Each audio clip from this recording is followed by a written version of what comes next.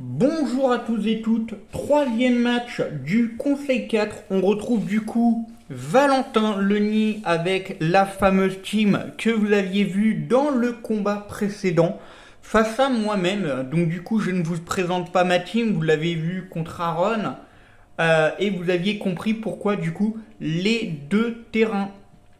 Évidemment mon Farfurex à la graine Psy et mon Sort-Silence à la graine Herbe. Du coup, je vais directement lancer, donc je connais à peu près les plays que j'avais fait, et on va du coup partir directement. Alors, lead avec le Angoliath. Alors, tout simplement, au vu de sa team, je pense qu'il est quand même mieux et préférable de placer les murs très très tôt. J'avais des raisons de lead avec l'Angoliath. Connaissant sa façon de jouer, il aime bien placer les Pokémon qui sont assez rapides dès le début afin de se placer. Et quand j'ai vu du coup le crocodile, le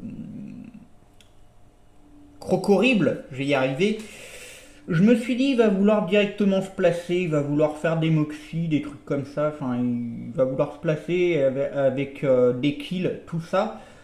Après, il faut savoir que du coup, avec le crocorible, si admettons là, mon Angoliath était le Zoroark qui suit, il peut potentiellement prendre un risque. Pourquoi? Soit il anticipe que c'est mon Zoroark qui suit, il tape la mâchouille et là je prends sans doute et même très sûrement un one shot, soit il essaie quand même le close combat et du coup je suis immunisé parce que le Zoroark qui suit a le type spectre. Voilà. Alors, du coup là nous allons partir là-dessus. Je pense que du coup il ne s'agit pas de Zoroark, hein. Je pense que j'avais directement lead avec Angoliath et que j'avais placé le Reflect. Du coup le protection. Eh ben non. Eh ben non. Du coup c'était bel et bien mon Zoroark. Parce que du coup, ouais, sans doute j'avais peur du machouille, comme je vous le disais, et je voulais pas me faire one shot. Alors du coup, bah là, il devine que ce Angoliath est le vrai.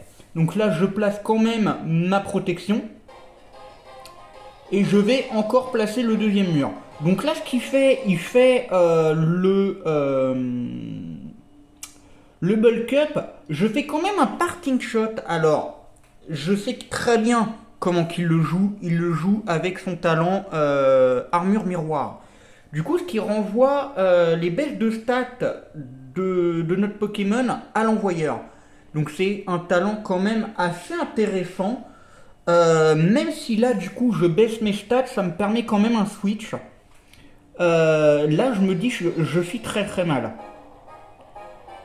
Donc ça baisse l'attaque et l'attaque spéciale. Donc là, je vais revenir une nouvelle fois sur le Zoroark qui suit. Et vous allez comprendre pourquoi. Voilà. 93% lunettes choix, lance-flamme. Rien à dire, Zoroark qui suit était un banger dans cette composition. Et vous allez voir pourquoi. Le demi-tour, voilà. Donc là, il a deviné, il ne pouvait pas rester. Donc là, bien évidemment, je vais switch, hein, je suis bloqué sur lance-flamme, je vois pas l'intérêt de rester sur le Zoroark qui suit. Donc là, je vais venir placer le terrain herbu. Il fait le slush bomb, bien évidemment, donc je tank facilement. Là, je fais un knock-off. Oh là là. Orbevie knock-off, 57%. 57%. Dinguerie. Bien évidemment, je perds en speed. Donc là, un sludge bomb que je tank encore. Mais comme j'ai perdu en vitesse, là, c'est pas grave. Donc là, je le perds bêtement, mais je vais venir sur Sort-Silence du coup, que je terre haut. Voilà, je vais placer un Can Mind. Un deuxième peut-être. Ou peut-être que je vais me mettre sous clonage. Non, je fais un Draining Kiss. Au moins je reviens full life.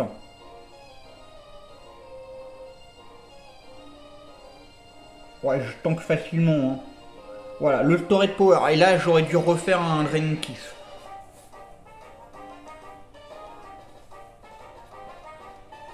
Et je sais pas pourquoi j'ai placé une plénitude là. J'aurais dû faire un Drain Kiss. Donc là, il a compris que c'était mon rang Goliath. Et je place bien évidemment les deux murs à chaque fois. Il replace, voilà, un séisme. Je peux placer un Spearing Break. Quand même, 61% le Spearing Break. Je tenais quand même à le faire remarquer. À ne pas sous-estimer en Goliath. Hein. Ce n'est pas un mauvais Pokémon. Hein. Là, je vais venir du coup sur le Indeedee. Il est Scarf. Du coup, je le dépasse tous les jours. Je refais un Dazzling Gleam. Voilà. Là, j'ai deux...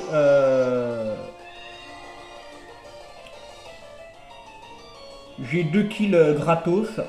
Voilà. Hop, ok. Donc là, c'est fini pour le sort silence. C'est pas grave. Là, je vais venir du coup sur mon sweeper ultime, le Farfurek délestage, comme vous l'avez vu dans le premier match contre Aaron. Là, autant vous dire que il a sans doute lui aussi oublié, et vous allez comprendre pourquoi. Il a sans doute oublié. Là, le Sword Dance, Flare Blitz, ok. Et là, voilà, Close Combat, One Shot.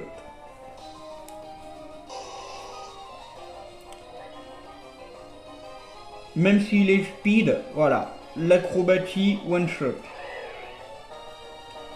Et l'autre acrobatie one shot également. Donc je remporte deux matchs dans le C4.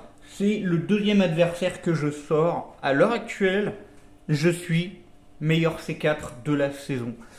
Ça n'a pas été le cas en tant que challengeuse, parce qu'il faut savoir que j'ai fait challengeuse aussi. J'ai fini deuxième meilleur challengeuse, je crois. Et du coup, Valentin Leny a fait un très très bon parcours après avoir sorti l'ancienne maîtresse. Mais moi-même étant l'actuelle maîtresse avec le plus de titres, même si il est vrai que je m'en vante, mais ça fait quand même 2 ans maintenant que je n'ai plus gagné de titres. J'aime bien me vanner un petit peu, mais il faut savoir du coup que il ne faut surtout pas sous-estimer la maîtresse la plus titrée, et le voici. Voici encore la preuve également qu'il ne faut pas oublier que Farfurex a le talent délestage qui, encore une fois, je le rappelle, une fois son objet consommé, gagne en vitesse. Il faut savoir qu'il n'est pas le seul à avoir ce talent. Brutal Libre l'a également, et je pense que d'autres également. Voilà. En tout cas, moi je vous salue, je vous souhaite de vous porter bien, je vous souhaite une agréable journée. Un bon été, et pensez à bien vous hydrater parce que des fois il fait très très chaud. Donc prenez soin de vous, c'était Yuna, bye tout le monde.